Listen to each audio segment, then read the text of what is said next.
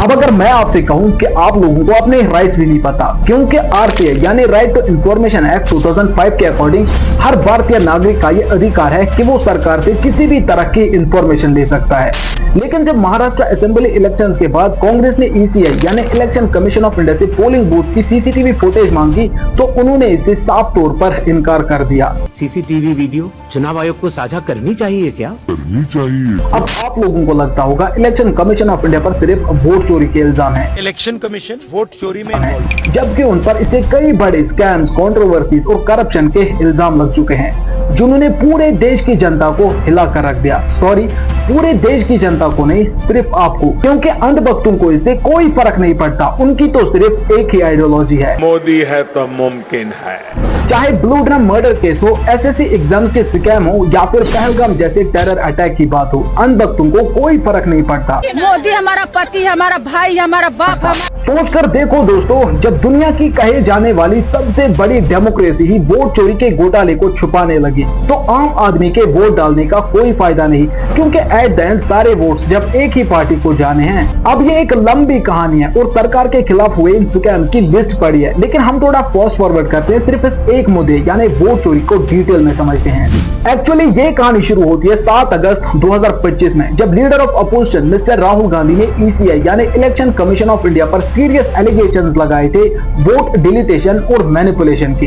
Election commission of India दोस्तों एक constitutional body है जिसका मेन फंक्शन होता है भारत में फ्री और फेयर इलेक्शंस करवाना। इसके अलावा इलेक्शंस ऑर्गेनाइज करना, वोटर लिस्ट को मेंटेन करना, पब्लिक अवेयरनेस या फिर इलेक्शंस के द्वारा होने वाले डिस्प्यूट को हैंडल करना। और अभी इस कॉन्स्टिट्यूशनल बॉडी के चेयरमैन ज्ञानेश कुमार है। जब इन पर सीरियस एलिगेशंस लगे और जब इनसे कहा गया कि हमें सीसीटीवी फुटेज दिखाए तो इन्होंने साफ तौर पर मना कर दिया और कहा कि इन पोलिंग बूथ की सीसीटीवी फुटेज जिसमें हमारी माएं वोट डाल रही हैं, हमारी बहनें वोट डाल रही हैं और 40 दिनों के बाद हम फुटेज डिलीट कर देते हैं। अरे जब फुटेज देनी ही नहीं है तो कैमरास क्यों लगाए हैं? 7 अगस्त 2025 को पहली प्रेस कॉन्फ्रेंस होती है जिसे मिस्टर राहुल गांधी हेल्ड करते हैं। इसके बाद 13 अगस्त को दूसरी प्रेस कॉन्फ्रेंस होती है जिसे बीजेपी के नेता अनुराग ठाकुर हेल्ड करते हैं और उनका भी सेम ऐसा ही कहना था कि वोट डिलीटेशन और मैनिपुलेशन हुई है।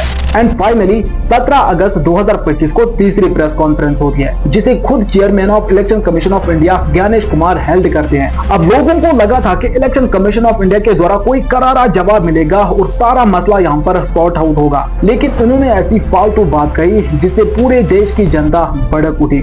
इनका कहना था कि हम फुटेज नहीं दे सकते। अरे भाई, कोई बाथरूम की फुटेज देनी है क्या? क्या किसी के बेडरूम की फुटेज देनी है क्या? मेरा यहाँ पर डायरेक्ट सवाल है इलेक्शन कमीशन ऑफ इंडिया से, अगर आपको फुटेज देनी ही नहीं है तो आपने सीसीटीवी कैमरास लगाए ही क्यों है? और हैरानी की बात तो यह है दोस्तों, राहुल गांधी की टीम ने जिन फेक वोट्स को एक्सपोज किया था वो सिर्फ एक कॉन्स्टिट्यूएंसी के वोट्स थे और उस कॉन्स्टिट्यूएंसी में भी सिर्फ एक सेगमेंट की बात करी थी, जबकि उस कॉन्स्टिट्यूएंसी यानी महादेवपुरा कॉन्स्टिट्यूएंसी में कुल 7 सेगमेंट्स है।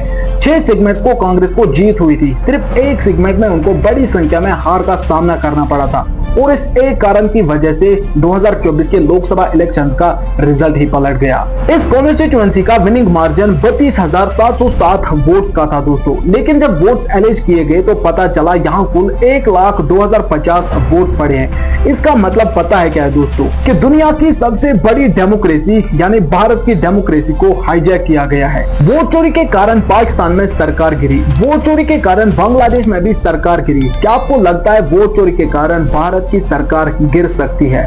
तो इस हाईजैक हुई डेमोक्रेसी को लेकर आपका क्या कहना है कमेंट सेक्शन में जरूर बताएगा। And for more informative videos do subscribe.